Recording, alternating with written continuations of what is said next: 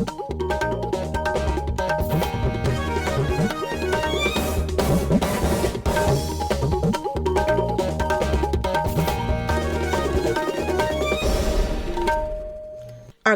Imphal Nayani Devi na pau pajari ahan badamaru ay pau laibaki mafam singaloina na Manipurda har ghar tiranga campaign pangthok na sem sare Manipurda COVID-19 gi active case masing chani kuntra humdoi da leide ngarang nong na mioi kuntra mathoi positive oikhi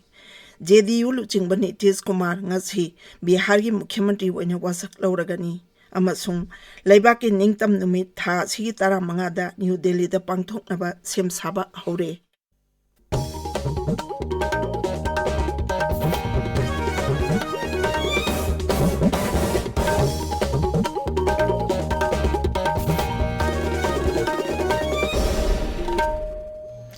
laibaki mafam singaloina na Manipurda har ghar tiranga campaign pangthoknaba sem sare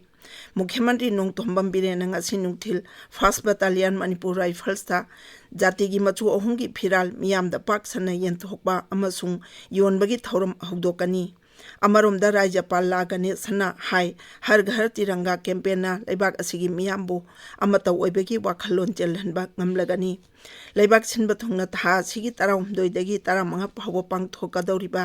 yumthong khuding da phiral paihanbagi har ghar tiranga campaign da miyamna saruk yabiyo haina Rajyapal na appeal tawri campaign asigi mangoina na Manipur gi miyam da piba warol amada Rajyapal na hai miyamna jati gi phiral bu ikai khumna ba utpagaloina na amata oibagi wakhalon da thabak tawmina ba ngamle haibadu ulagani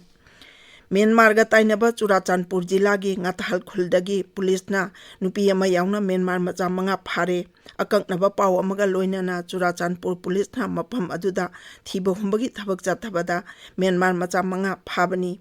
Mukhyamantri Nongtombam Biren na Twitter da thagat pawarol amada police na makhoi sing aduda saktak che amadi mari leinaba che chang sing puthoknaba haibada makhoina puthokpa ngamkhide makhoi manga Manipur da ain kaina ngamkhoi lanchinduna changlakpa ngaktani Mukhyamantri na hai makhoi gi mathakda sumoto case ama laukhatle foreigner act ki matung ina makhata na thijinbagi thabak chatharagani Manipurda COVID-19 ki active case masing chani kuntrau doida leire ngarang nauna mioi kuntra mathoi positive oikhi adumoinamak mioi ni phuni thoi naba phaduna discharge tawkhi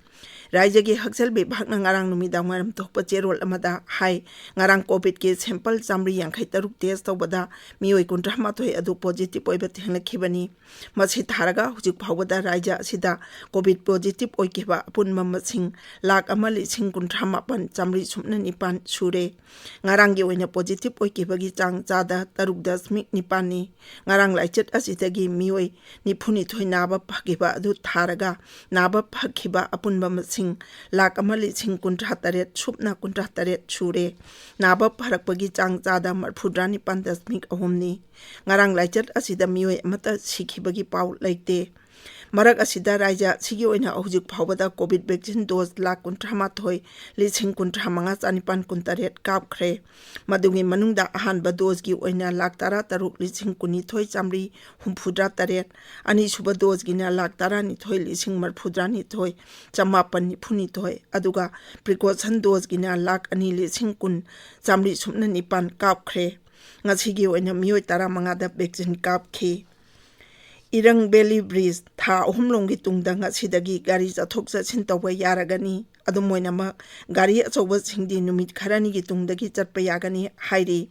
aikhoigi none paumi agui kamaina hai NHIDCL na sinduna ngasi achamba thoram ama pangthokbaga loinana hairiba thong asida gari macha singlan thok lanchin tawba hawhallagani Thauram aduda Tawam Village Authority ki chairman amasung mari lainaba official singsu saruk yagani Mizoram amasung Assam gi marakta ngamkhai gi matangda chayen aba leiriba adu loisinaba amasung santi purangnabagi damak awangba thaki mifam ama ngarang aijolda pangthokre Raja Saka ani mangna wafam si matangda yanaba puroktona sahi tawnakhre hairi Mizoram gi Griha Mantri Lalcham Liana amasung Assam gi Border Protection Mantri Atul Borana October thada Guwahati da mifam ama pangthokpa haina su yanakhi punna thokpa cherol amada hai ngangkhoi jila gi commissioner singna ngangkhoi lamdam asida thokaningdaba thodok thokandanabagidama section thorang oina tha amagi manungda anirak mipam pangthokpa haina su yanakhi amaromda Meghalaya amasung Assam sarkarna ngangkhoi gi matangda ani suba taknga ki wari chanaba tha sigi taramanga gi matungda hauragani hairi Shillongda ngarang mipam pangthoklaba tungda Mukhyamantri Konark ke sangmana hai Meghalaya Democratic Alliance sarkarna ashangwa ngangkhoi gi matangda chayen abalairiba si athuba matamda loisinaba honaragani chayetnariba sigi matangda raija sarkar anina athuba matamda chayetnariba si loisinabagi wapamsu wari sanaba haukhre tabiriba pawasi akasbani Imphaldagini JDU Luchingba Nitish Kumar ngasi Bihar gi Mukhyamantri oina wasak lauragani Mahakpu Rajyapal Phagu Chauhana thabak paiba amasung aronba ngakpagi wasak laugani RJD gi Luchingba Tejasvi Yadavna Upamukhyamantri oina wasak laugani wasak laugagi thauram patna gi Raj Bhavan da ngasi nungthil pangthokani Madugi mamangda Sri Nitish Kumar na Rajyapal ga unaduna anoba sarkar ama semnaba dabi tawkhi Mahakpu Tongan ba dol taret RJD Congress Hindustani Awami Morcha Leb Dol Singh Amadi Independent MLA Amaga Puna Sadasa Chama Humfumarina Saugatpagi Cherol Rajyapalda Pisinki Mahakpu JDU RJD amasung Congress Dol Singhi Apunba Mipam ama pangthoktuna Dolgi Luchingba Khale haina lauthokki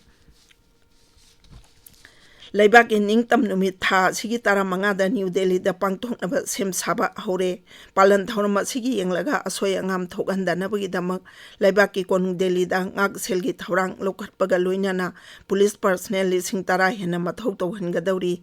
Palan Thorangi Manung Jana Pradhan Mantri Narendra Modina Aitihasik Oiraba Lal Kilada Wangangani Thorama Sigi Mangoina Ngarang Pangthoki Pauki Mipam Amada Special Commissioner of Police Law and Order Dipendra Pathakna Hai Palan Thoram Asi Asoy Ngam Thong Andanabagidama Akan Bangaksel Thorang Lokatle Masigi Matakta Pam the Pothodok Tok Tanabagidama Nung Taktagi Mikup Nawham Singna Yang Sinbagi Tabak Jataba Haure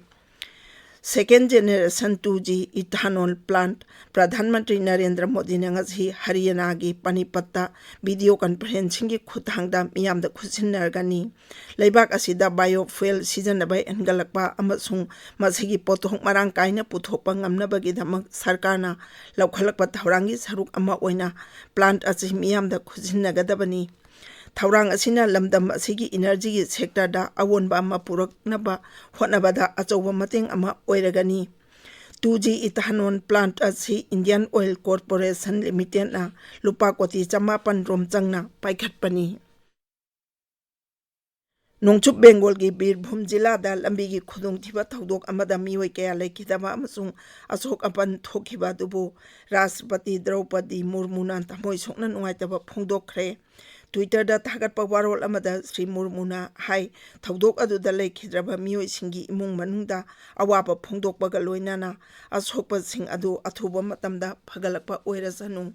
Amaromda Pradhan Mantri Narendra Modi na thodok aduda laikhidraba sing adugi maphamda awaba phongdokpaga loinana asok apan nang hauraba sing athuba matamda phagalakpa oirasanu hairi Sri Modi na hai laikhidraba singi imung manungda Prime Minister's National Relief Fundagi lupa lakh ani piragani haina lauthokre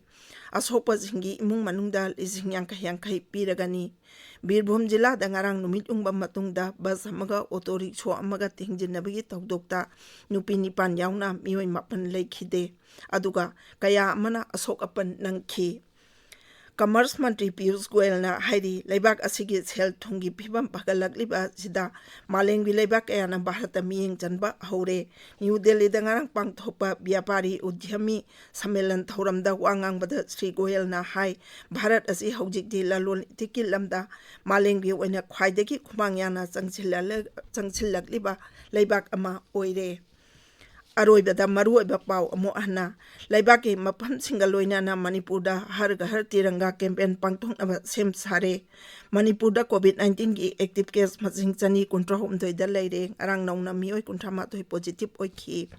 JDU Luchingba Nitish Kumar ngasi Bihar gi Mukhyamantri hoina wasak lauragani amasung laibaki ningtam numit tha si 15 da New Delhi da pangthoknaba sem saba haure pau loijare